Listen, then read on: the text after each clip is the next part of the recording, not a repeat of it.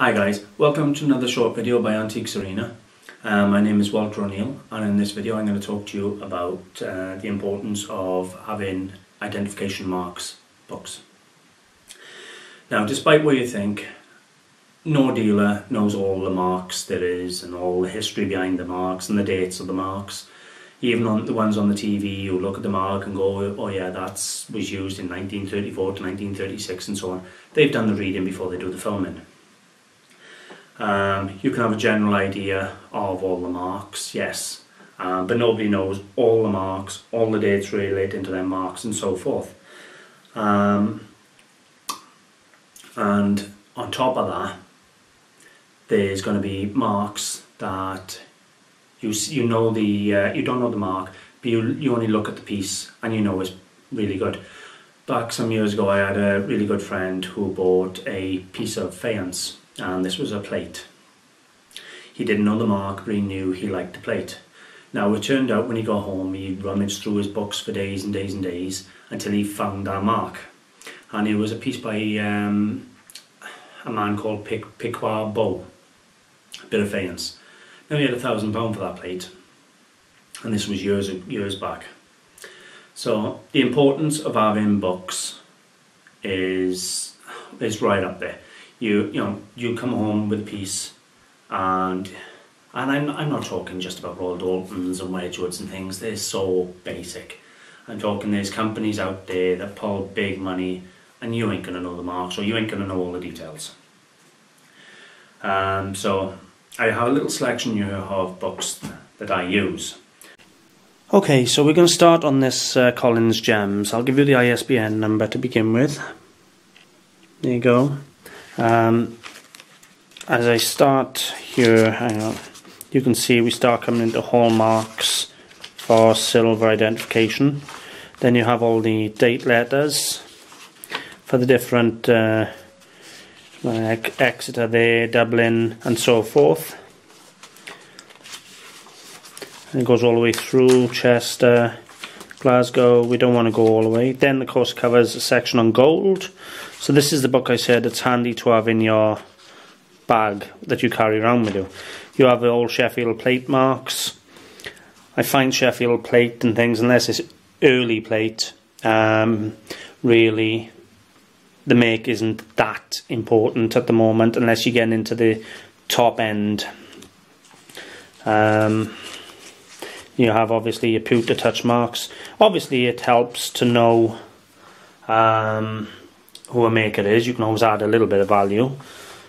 Here we have the Victorian Lozenge mark. Tells you how to decipher the lozenge and the years and everything.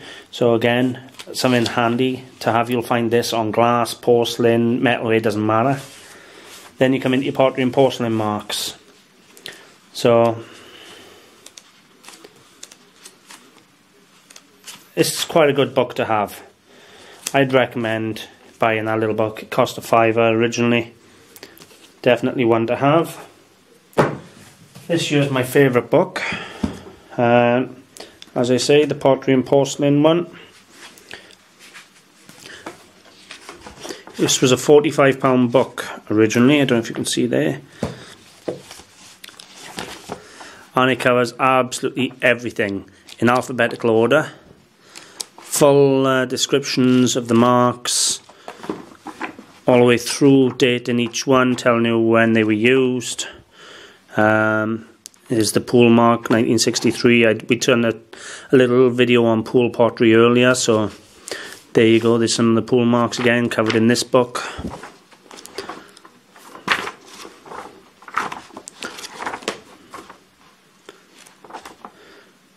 There you go. Tells you if it's printed mark, impressed, circular mark. To be honest with you, very good marks book. I certainly wouldn't be without this one. It's got me out of a lot of situations where I haven't been 100% on the item. So there's the ISBN number, so you can order that one. Again is the Studio Pottery book. We've already spoke about this one before. I'll give you the ISBN to begin with. There you go. Very good little book again. Covers all the monograms And as we all know, let's be honest, more often than not, a studio portrait uses a squiggle rather than a full script signature. I mean, you got one there, he uses a bloody bird. Now, unless you can identify all these squiggles and know what they all are, you got no hope. Hans Coper there. The HC in the circle or in the square. Not being funny. Pieces in the museum, well, in almost every museum there is. So, I've done a previous video on studio pottery explaining to you why it's so important to have this book. You will find studio pottery around for no money. Come home, do the research, find out who made it, find out if it's worth any money. This one here was Marks and Monograms on Pottery Porcelain, Volume 1. I don't think this one's going to have an ISBN, it's an old book. But I will give you the full details there off the main page, so that you can order it should you wish. Now, I'll skip straight to the Chinese a second, because that does interest me myself anyway.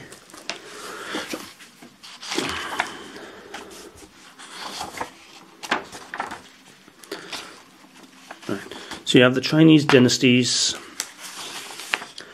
all the way into the reign names and reign marks. I didn't actually realise this section was in this book. I haven't used it for so long. And I am actually trying to do a series of videos where I'm trying to learn Chinese porcelain.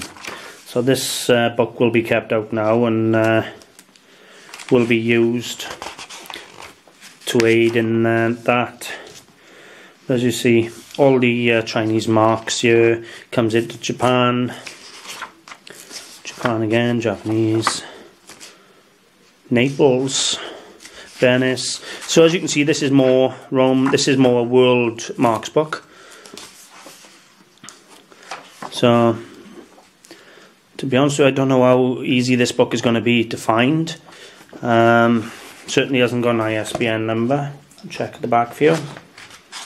No, so you're going to have to buy it off the details off that front page should you want it. But as I can't explain to you how important these marks books are. You need them. Again, this one here was all the faience marks and things, and Delft. There's Delft again, more Delft, French. So we're on faience. I wonder if I can find a piece. Let me have a look here.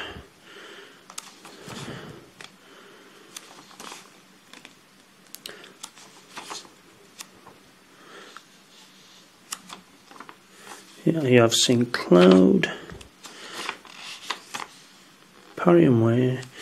As you can see, this they're not run-of-the-mill marks. You're not looking at these and thinking, oh, it says Worcester, so why do I need a book to say it's Worcester?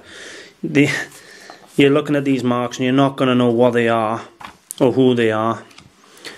Pieces by Jen, and all the rest of it. It's got a little castle. You're not going to know these marks without the books. Again, this one contains quite a few Chinese marks. So this one again is going to have to be copied out.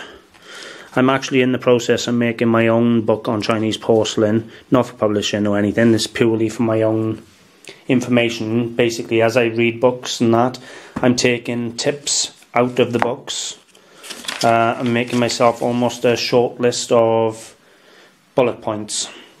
So rather than reading books and books and books and books, then I can simply go to one book and it has all the main points. Now this book was printed in 1914, but I'm sure you can get it on a rare and out-of-date book site, or you might get a newer copy of the book.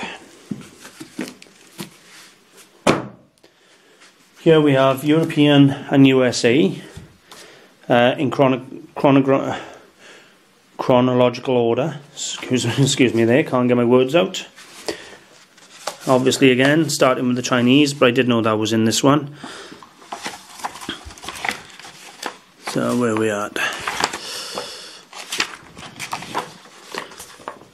As you can see, the serves. Full serves there. Now I got a piece of Sev's porcelain that came in off a car boot sale only a couple of weeks ago for less than £5. So while this book is out now, I'll actually do a bit of reading on the Sevs and date that piece while it's out. But as you can see, again, another very, very good book. These books are full of illustrations of the marks. I've actually got a piece that I was waiting for that. So it's Germany. Anyway, I'm not sure if I gave you the ISBN, so I'll give it to you again. That's the ISBN for this one. That's all your American marks and European marks. Not sure if I've done the French marks. Doesn't come with an ISBN again.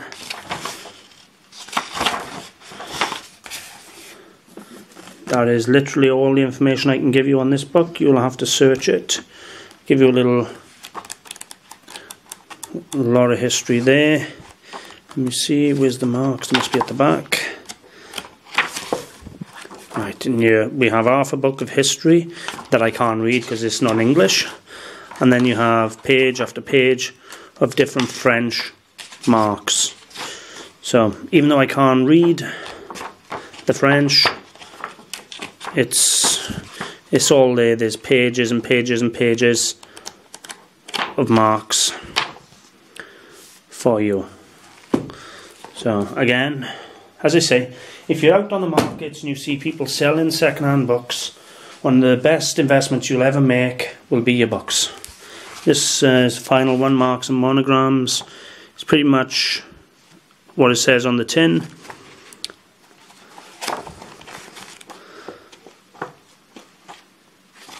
So again, another good book. You can't have enough of these books. I've obviously bookmarked this for a reason. What was in this one? Oh, I don't know. I'll leave that there. I've bookmarked it for something. So again, another very good book. ISBN.